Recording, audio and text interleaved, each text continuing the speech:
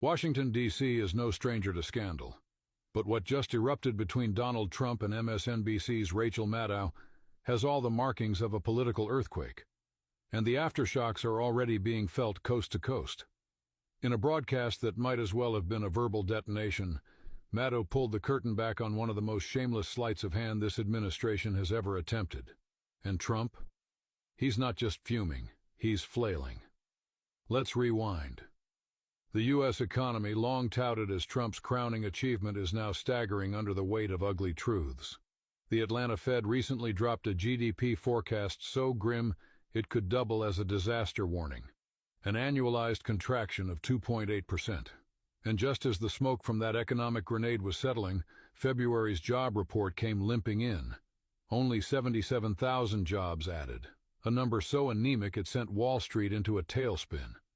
The warning signs weren't blinking, they were screaming, but instead of confronting the data head-on, Trump's inner circle hatched a bold plan B. Change the numbers. Literally. A proposal began circulating from within the Commerce Department to redefine GDP by stripping out government spending. Translation: if you don't like the scoreboard, just rewrite the rules mid-game. Enter Maddow. Calm, incisive, and armed with receipts. She didn't just report the scheme, she dismantled it on live television, turning a late-night broadcast into a political firing squad. The audience wasn't just watching news. They were witnessing the unraveling of a narrative.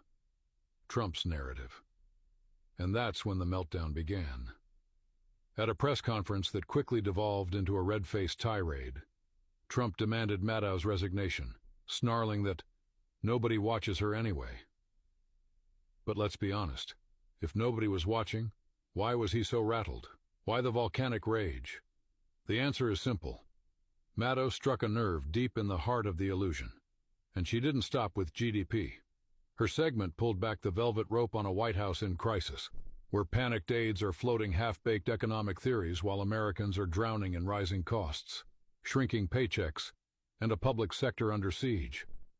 From slashing the IRS to reopening controversial immigration detention centers, the administration is throwing gasoline on every political fire it can find, then blaming the media for reporting the flames.